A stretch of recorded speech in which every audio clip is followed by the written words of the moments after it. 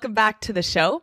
I'm recording this right now on a beautiful sunny day here in Montreal. I don't know where you guys are listening from, but I can tell you that when spring and summer rolls around here in Montreal, or just in Canada in general, after a long winter, it just feels like a completely different world here. Like I'm walking around in shorts and a short sleeve, and I'm getting to soak up the sun, the vitamin D, and like my serotonin has never been higher. It's crazy how much the weather I find affects my mood and my energy, and I definitely feel that dip in the winter. But just to have like 20 plus degree weather and like sun with no cloud has just been amazing. But rest assured that this is not a weather show. Back to our regular programming of helping you heal your relationship with food, with your body, and change your behavior for long-term health and happiness. And that's what really this podcast is all about. If you're a new listener here, because I do know that there are a lot of new listeners tuning into the podcast, I am Sabrina. I'm your host. I'm a food freedom and intuitive eating coach. And if you want to know a little bit more about my story, about why I do what I do and why I'm so passionate about helping chronic dieters or anyone who is still stuck in diet culture to break free from those patterns to feel normal around food again, then I recommend you head back to episode 1, the very first episode of this podcast, where I break down my story in detail about my past with disordered eating, body dysmorphia, eating disorders, and how I hit my very own diet rock bottom, which is actually what we're going to talk about today. The topic of diet rock bottom and why this might be exactly what you need to find freedom. So when we talk about a rock bottom in general, it usually has a negative connotation to it. And it usually indicates that point in someone's life where it feels like everything has crumbled and you know that something needs to change. And so diet rock bottom is that moment that a lot of chronic dieters will hit. And I know that I definitely hit it. For me, it was that moment.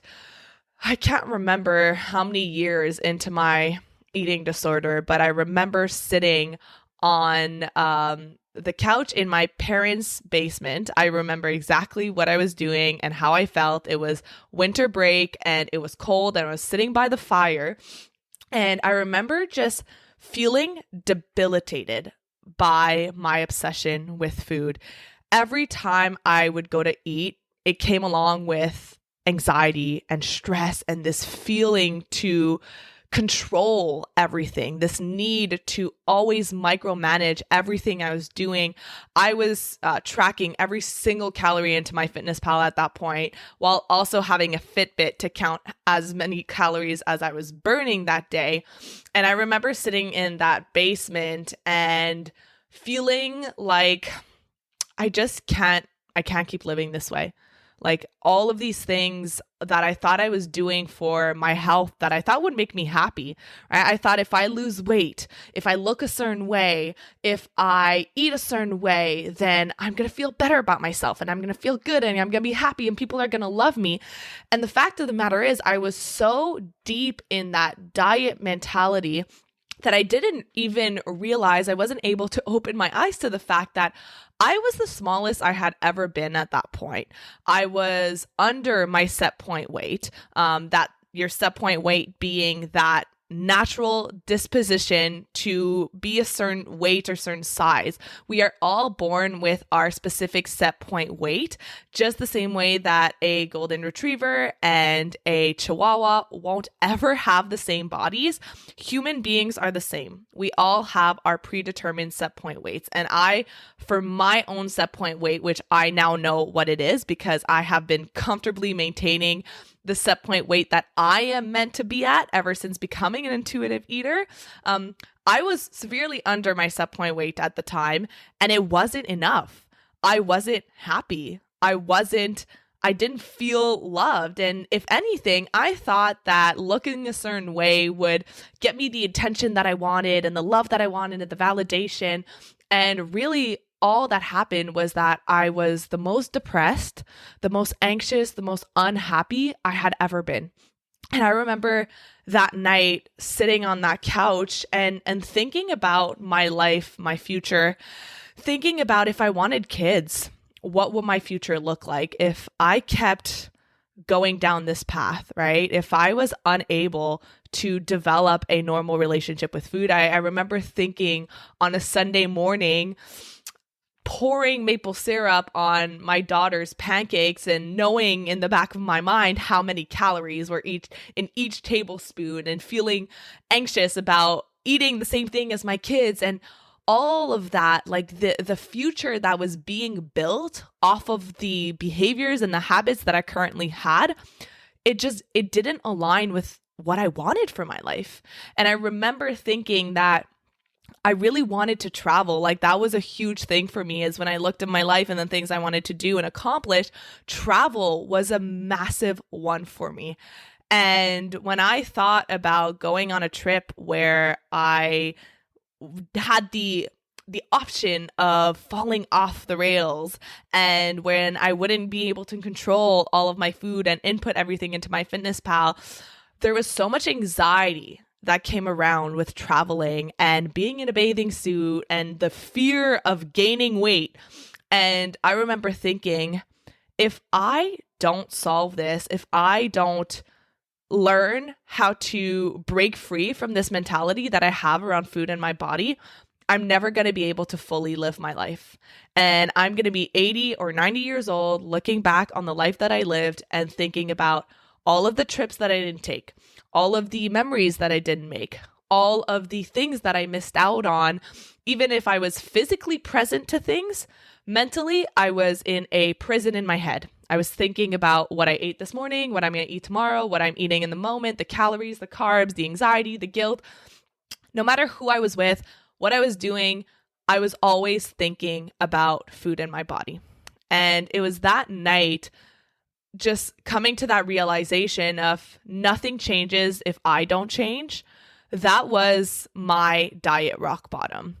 And every single client I have ever worked with, every single Food Freedom Academy member has hit that same diet rock bottom. It is very common for me to hear my clients say things like, I wish I had known this sooner.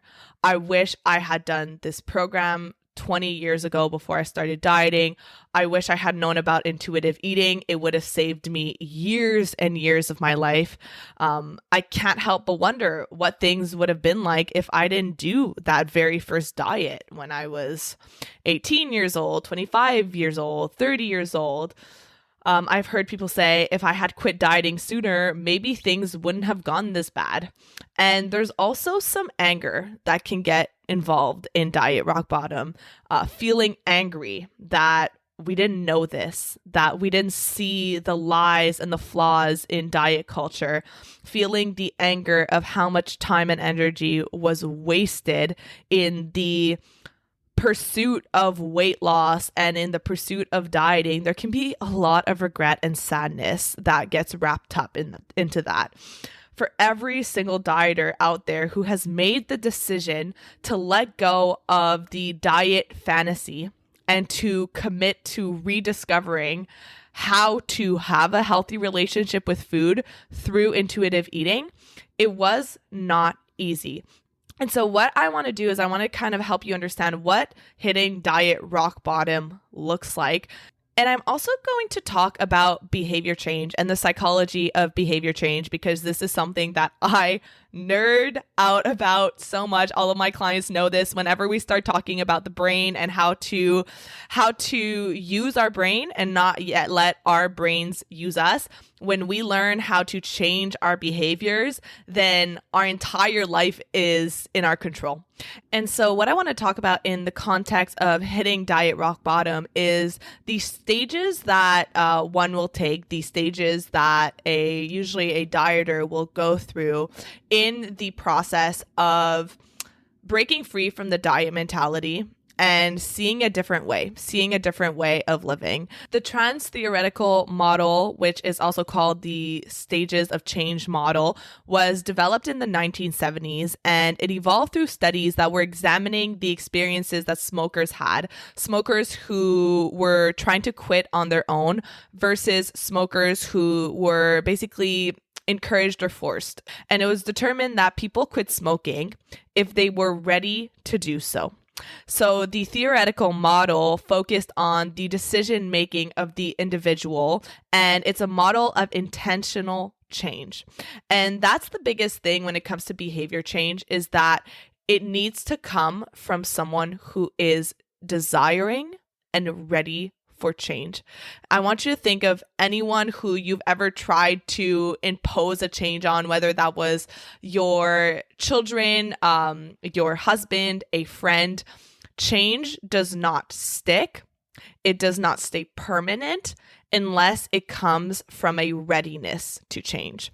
And that hitting diet rock bottom moment is usually when that happens. So you might be thinking, what exactly does it mean to hit diet rock bottom? So in the context of intuitive eating, hitting diet rock bottom refers to reaching a point where you've become disillusioned with dieting and restrictive eating patterns, and you're ready to reject those harmful practices in favor of a more intuitive and balanced approach to eating. It's a turning point where you realize that dieting and rigid food rules are unsustainable and lead to negative impacts on your mental, your emotional, and your physical well-being. Hitting diet rock bottom typically involves recognizing the detrimental effects of chronic dieting, such as weight cycling, so losing and gaining weight repeatedly, increased food cravings, your loss of enjoyment in food, decreased body satisfaction, low body image, low self-esteem, and a strained relationship with food and body image. It might also involve recognizing that diets are often not based on scientific evidence, and they can perpetuate harmful societal norms around body size, shape, and worth. When we talk about diet culture, we talk about a culture that is obsessed with thinness at the cost of your mental health, making you believe that having a healthier body means having a smaller body, which is not scientifically sound. When someone hits diet rock bottom in intuitive eating, they're often motivated to shift towards a more compassionate and intuitive approach to eating. So this involves rejecting diet culture, learning to trust your body's signals of hunger and fullness instead of using tools to ignore or trick your hunger, using tools to keep your hunger, quote unquote, in check, like calorie counting or meal plans or rules around when you can't or can't eat, like through fasting. It also involves cultivating a positive and a non-judgmental relationship with food. This is such an important piece of it when I'm working with my clients and we start working through some of their behaviors like binging and emotional eating. The most important piece is to look at it from a compassionate, non-judgmental perspective. The way that I explain it is like putting your scientist's hat on and looking at your behaviors as data points to understand, to connect the dots, to reflect on what's working and what's not working, instead of infusing guilt and shame into it, because we know that trying to change behaviors from a place of guilt and shame never leads to long-term result. I want you to imagine you were coaching a soccer team and you're trying to make your kids better. You're trying to improve them, but all day long, you're telling them how much they suck and you're making them feel ashamed and guilty for their mistakes. What's going to happen is they're going to start internalizing the idea that they suck, that they're not improving, that they can't be better. And so we perpetuate that same cycle. And if you've ever dieted before, you know that a very common side effect that comes with dieting is feelings of failure. And the more that you stick to that approach, the more you identify as a failure. And if you start believing that you fail, that you are a failure, that you can't achieve anything, then that also perpetuates a cycle of giving up on yourself, self-sabotage, not believing in your ability to achieve any of your goals. And another big piece of hitting diet rock bottom is deciding that you want to develop self-care practices that prioritize your overall well-being rather than solely focusing on your weight and your appearance. Because as someone who has done that, who has solely focused on my weight and my appearance, I can say without a shadow of a doubt that my health was not thriving at the time. A lot of the times when we're going after intentional weight loss, we have our eyes on the prize. We have our eyes on the target, which is our target weight, our goal weight. And the behaviors that we develop to get there, such as starving ourselves, under eating, and then binging, cutting out key nutrients. I mean, I've had clients who had done keto, who had done some of the craziest diets that made them not eat certain fruits and vegetables because it was told to them that it was too high in carbs.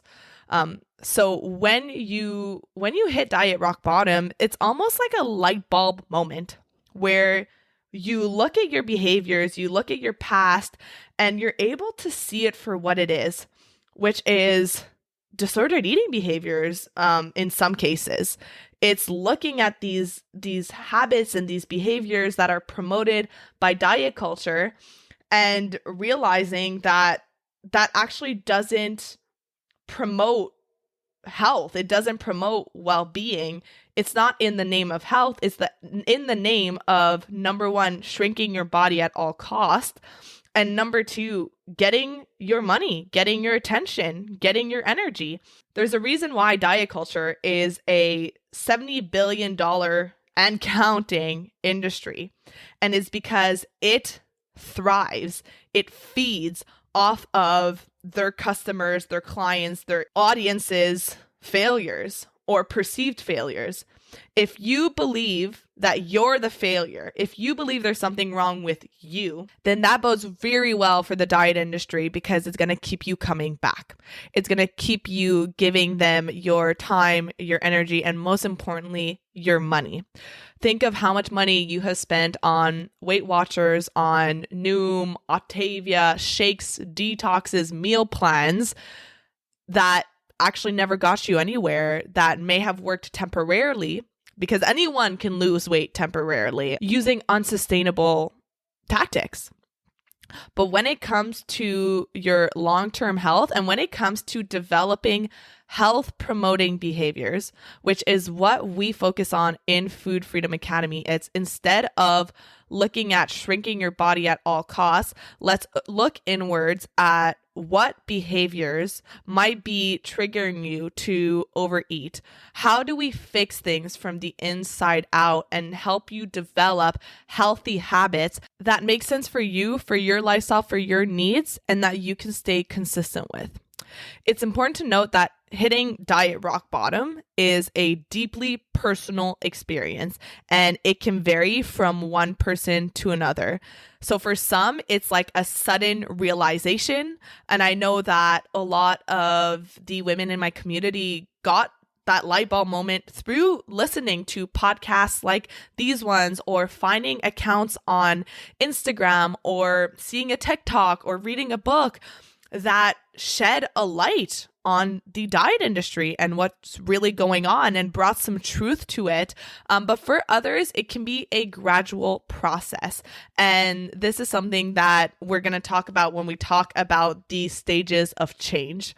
So when we talk about the trans-theoretical model of change, or the stages of change, there's 6 stages that most people will go through when they decide to change a health behavior. For example, to stop smoking, to stop drinking, to quit dieting. These 6 stages are: number 1, pre-contemplation. The second stage is contemplation. The third stage is preparation. The fourth stage is action. The fifth stage is maintenance. And the sixth stage is termination. So the first stage, stage 1, is the pre-contemplation stage. So in this stage, people are not thinking seriously about changing, and they're not interested in any kind of help. So people in this stage have no real desire to change. In fact, they might not even think that there's a problem in the first place. So in relation to dieting, usually people who are in this stage are still deep in the diet mentality. In the pre-contemplation stage, you're usually blaming yourself. You feel like you're lacking willpower. You're just not motivated enough, disciplined enough, and the reason that you can't stick to a diet is that you're not trying hard enough. In this stage, there's a lot of guilt and shame and self-blame, and I have so much compassion for anyone who's in this stage because diet culture in that stage has such a strong hold on us. I've been there, and in that stage, chances are if you look at your social media, you probably follow a lot of weight loss and diet related accounts, Weight Watchers groups, what I eat in a day videos, before and after pictures, people who have like weight loss specific accounts, a lot of food videos. And so in that stage, diet culture is your reality. You don't see anything else. I want you to think of like, when your perspective, you have such a strong hold on your perspective that you can't even see that someone else has a completely different perspective, reality. And for them, that different reality is their truth. I am not going to get political in this podcast, but if you look at the divide throughout the world when it comes to political opinions, both sides of the political discussion really believe in their truth. And it's hard to see that there is another way of thinking. And so going back to the pre-contemplation stage, at that point, most of the time, people don't even realize that their relationship with food is the problem. They think that they need more strict rules and restrictions, and they still need to find that perfect diet that's going to just work for them. They're still under the weight loss illusion that there is a diet out there that's going to help them shape their bodies into the bodies that is going to make them happy and confident without looking at a historical experience, a past through dieting that shows otherwise. And that's what's really hard about that stage one is that even though there is so much data of repeatedly starting a diet, falling off, gaining the weight, losing the weight, and these diets not working, we always come back to it. And it's what's particular about diet culture is it's the one product, the one system that doesn't work 95% of the time. And yet when it fails, it manages to get the customers to blame themselves instead of the approach itself. So stage one is that moment when you don't see what the real problem is, right? And I actually have a lot of women who book discovery calls with me or who want to work with me, and they come to the discussion and they're stuck in that stage. They haven't yet come to terms with the fact that the problem is not you. The problem is not your willpower. The problem is not that you haven't found the right diet. The real problem here is the relationship with food and your body that has been developed and harmed over time through repeated dieting, through repeated negative thoughts around food and your body and the obsession that comes along with this.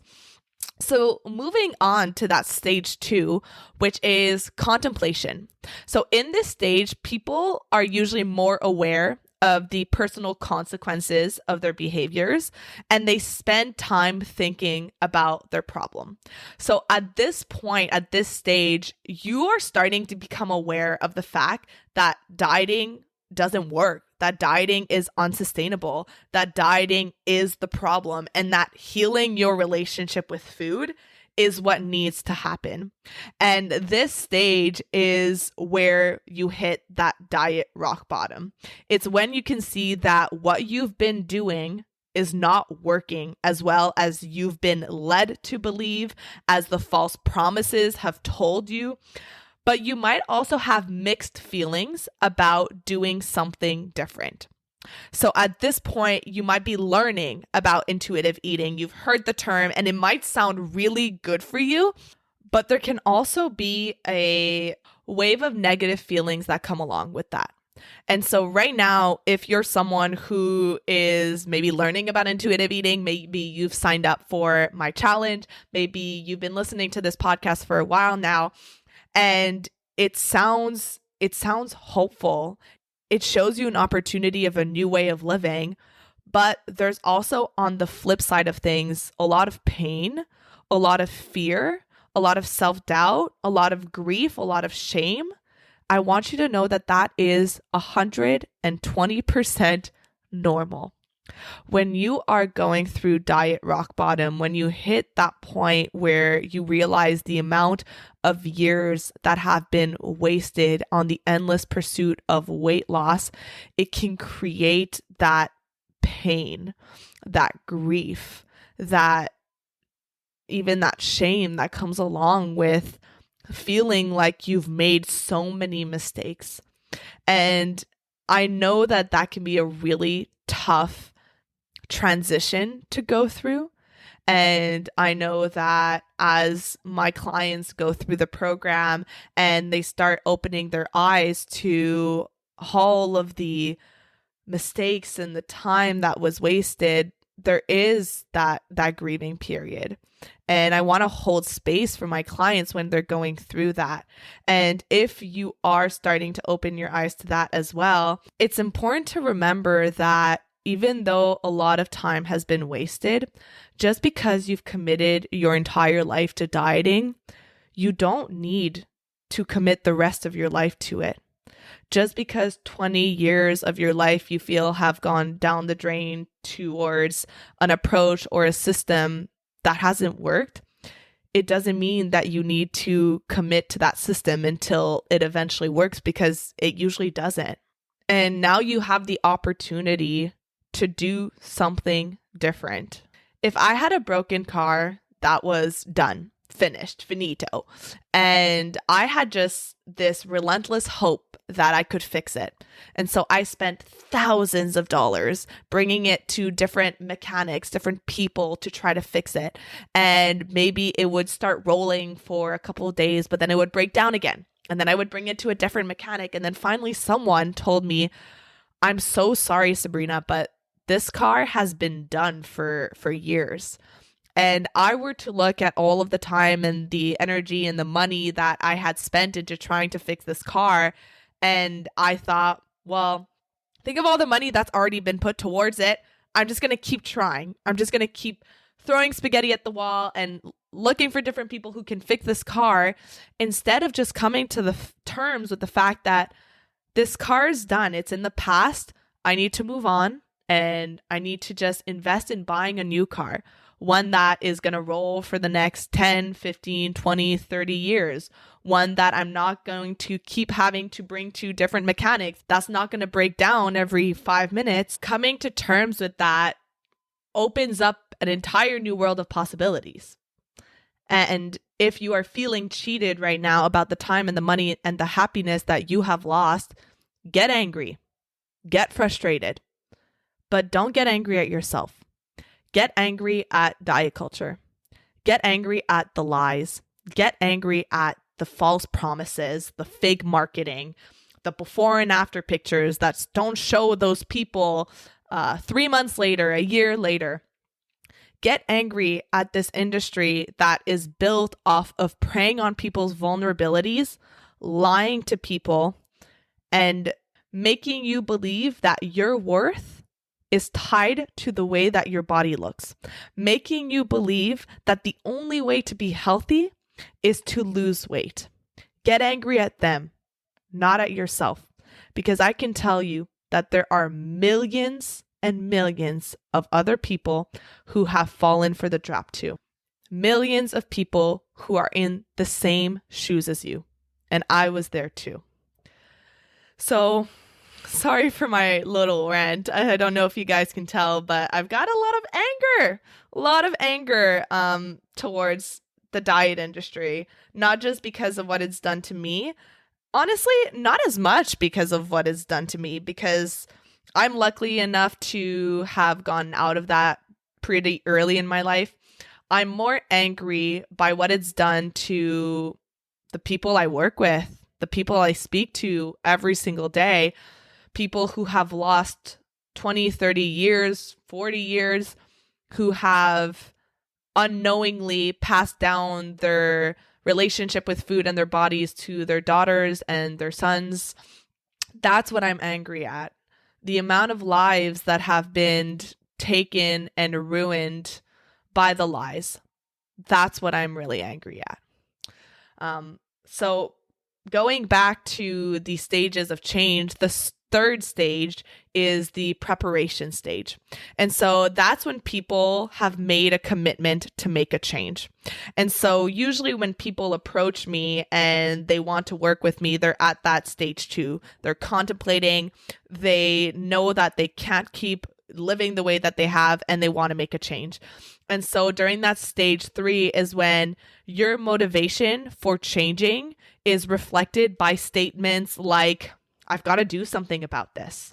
This is serious. Something has to change. What can I do about it? And so this is sort of a research phase. That's where you are taking small steps by dabbling in small changes. Maybe you are reaching out to different support systems. Maybe you are starting to read about intuitive eating or joining my intuitive eating challenge.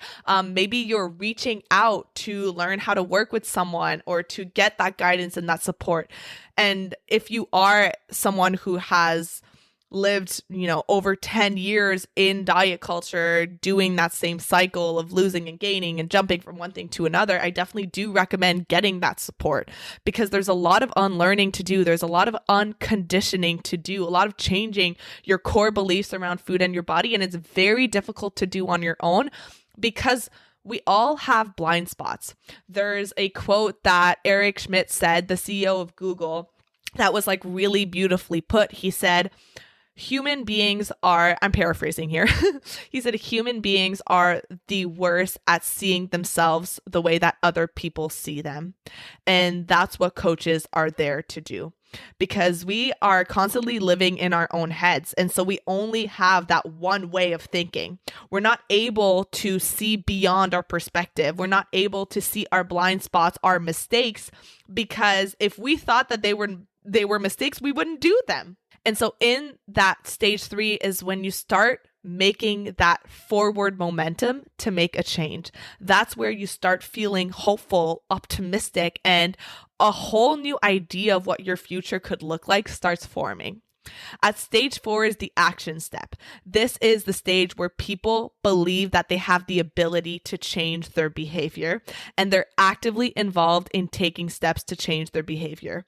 They break their patterns by actively doing that new thing, and they intend to keep moving forward with change. And so in this moment, that really key piece is believing in your ability to change your behavior.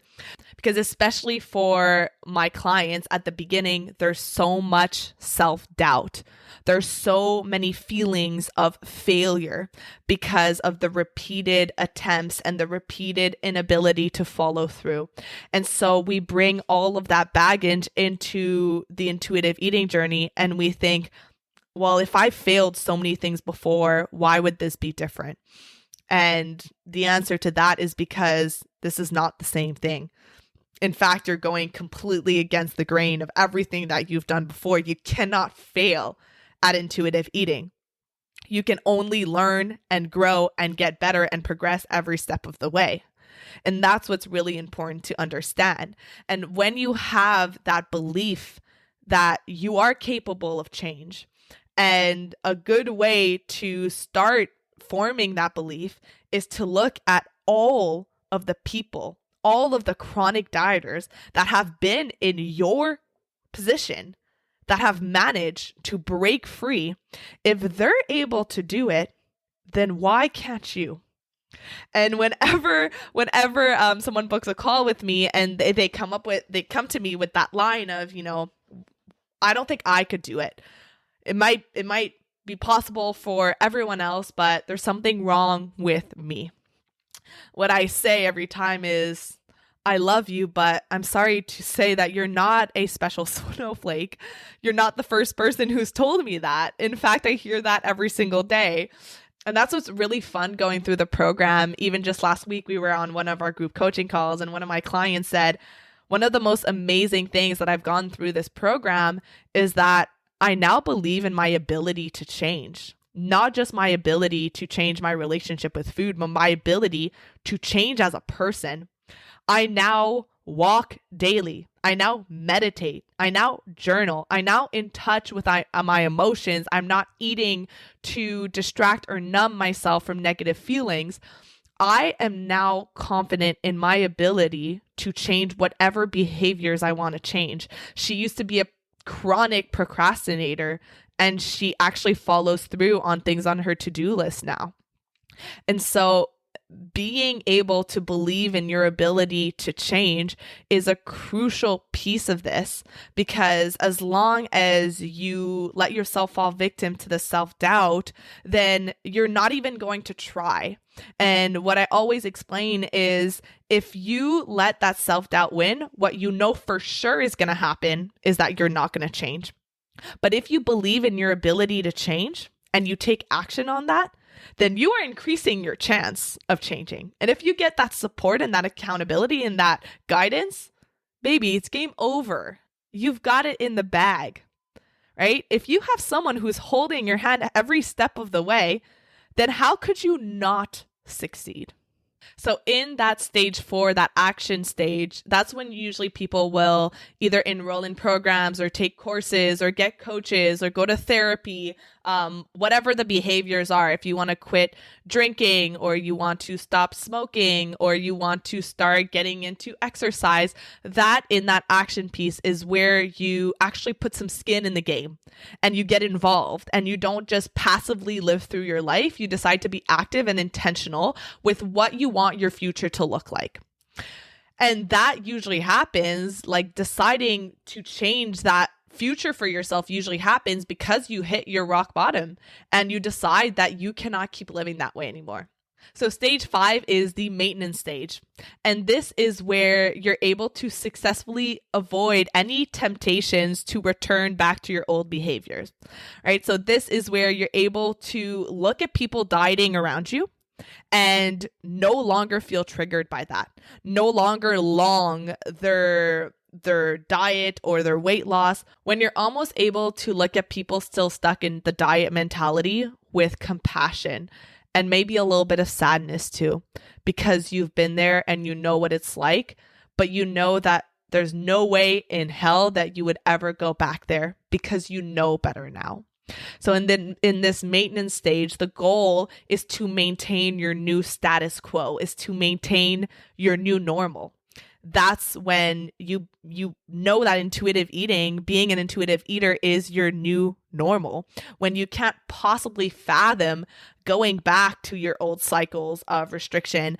And I actually, a couple of weeks ago, I went to go visit one of my friends in New Orleans, and she was really working on getting stronger. And I love that goal. She was working on building muscle. And to do that, she felt like she wanted to track her protein intake, which was totally fine by me. And before I went there, she actually texted me and she said, "Hey, just letting you know, like, I am in a stage of my life where I just want to make sure that I'm hitting my protein intake because I want to get strong and I want to become a woman that men fear." And she said, "I just want to make sure that that's not going to trigger you. And I want to make sure that's okay with you." And what I said to her is, "Oh, there's absolutely no way that I'm ever going back to how I was when I was struggling with my eating disorders, disordered eating. When I see people tracking or weighing or making comments about food or body, it just rolls off my shoulders. I don't even feel an inch of trigger inside my body because I know better. I know how to trust myself. I feel so confident in the way that I'm living, of the health and the happiness that I get to enjoy, of the freedom." And so that maintenance stage is when you know how much progress you've made. You are so thankful for the changes that you've made, and you're thankful for going through that growth that you had to go through, because going on an intuitive eating journey is not comfortable all the time. It involves stepping out of your comfort zone and involves doing something different. And that doesn't always feel good. And I've had to go through a lot of growing pains when it comes to my business, stepping out of my comfort zone in my business. And I am able to look back on all of the tough decisions I had to make, the putting myself out there when I didn't want to, when I was terrified to do it. And I look at the younger version of me and I want to hug her and I want to just thank her for going through that. And so if you're someone right now who is considering ditching dieting and going on this intuitive eating journey, I want you to think of what that future version of you would do, would say, how she would look at that past version of you and maybe hug you and say, thank you. Thank you for doing the work. Thank you for healing from the inside out. Thank you for addressing the wounds and doing the deep healing work that needed to be done to get us to where we are today. And then there's the stage 6, which is that termination stage. And in this stage, people have absolutely no desire to return to any of their unhealthy behaviors, and they're sure that they won't relapse. And so I kind of merge that maintenance and that termination stage together because a lot of people do tend to leave that out when they talk about the stages of change model. But that's that piece that you want to get to, that termination phase where you never look back, right? You never get pulled back in.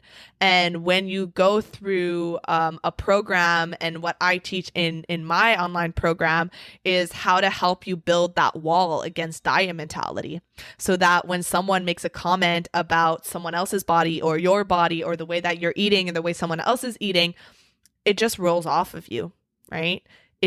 You become so strong and solid in your trust and your belief in what you're doing that you're no longer triggered by other people's decisions. If you see someone doing keto, you can just laugh and move along because you know that you would never want to go back to that. So those are the 6 stages of change and how it relates to diet rock bottom. So as we're closing up this discussion, I encourage you to do a little bit of reflection. So you could even take out a journal. I'm a big journaler, but if you want to do it, just a mental reflection on where am I at? What stage do I currently find myself in? Is it stage 1, the pre-contemplation stage, where you might not be seriously thinking about changing your behaviors around dieting? You're not interested in getting any kind of help, or maybe you just don't think there's a problem in the first place, or maybe you're still under the idea that you're the problem. Maybe you're not quite sure on what the real problem is. You haven't addressed your relationship with food, and maybe you think that there's just that one diet out there that you just need to try harder or work harder or follow more rules. And you're not realizing that it's the restriction, it's the food deprivation that's making your entire life centered around food and around weight loss and triggering even more of those maladaptive behaviors like overeating, emotional eating, binge eating. Maybe you're in stage 2, which is the contemplation stage. So maybe you've been thinking about what the real problem is. Maybe you have learned that dieting has not been serving you. It's not working as well as you've been led to believe. And maybe you're getting that wave of mixed feelings, maybe optimism, excitement about the idea of intuitive eating, of having a new way of relating to food that doesn't rely on strict food rules. Maybe you're excited about the idea of being able to trust yourself, of reconnecting to your body, of listening to your hunger cues. But maybe there's also some of that guilt and that shame and that anger wrapped up into it, the grieving period over years lost. But maybe you're in stage 3, and hopefully that is the case, where you're in that preparation, in that determination stage, You've made the commitment to make a change. Your motivation is reflected by statements like, I've got to do something about this. This is serious. Something has to change. What can I do?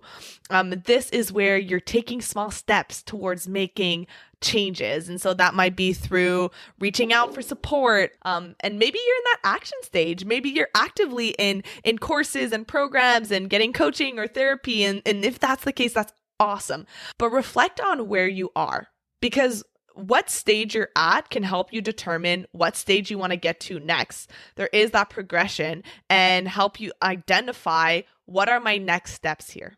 So I hope that today's conversation, today's topic was helpful. And if you're ready to move out of that stage one, that pre-contemplation stage, and you want to start taking action towards healing your relationship with food and putting a stop to the self-blame, leaving yo-yo dieting behind and stepping into a new identity, away from chronic dieter towards intuitive eater, then be sure to register for my challenge. It starts on Thursday, April 20th. So in 4 days from now, today's Monday. So on Thursday, it starts. There is going to be free trainings, Zoom sessions, Q&A sessions, worksheets, a community, a Facebook group. There's already hundreds of women signed up. I'm so freaking excited to get started. It's one of my favorite events. So if you haven't signed up yet, then be sure to head to the show notes or sabrinamagnan.com/challenge to save your spot. I'll see you on the inside. Have an amazing rest of your day. Thank you so much for listening to today's episode. If you found it valuable, I would love if you would share it with someone you know that could benefit. If you're loving the show, don't forget to subscribe over on Apple Podcasts so you don't miss a single episode. I really love hearing feedback from you, so please leave a rating and review over on Apple to help us get in the ears of more people who need it the most. Finally, come hang out with me on Instagram at Sabrina Magnan Health for more educational content and get up close and personal with me. Thank you so much for being here, and I'll see you on the next episode.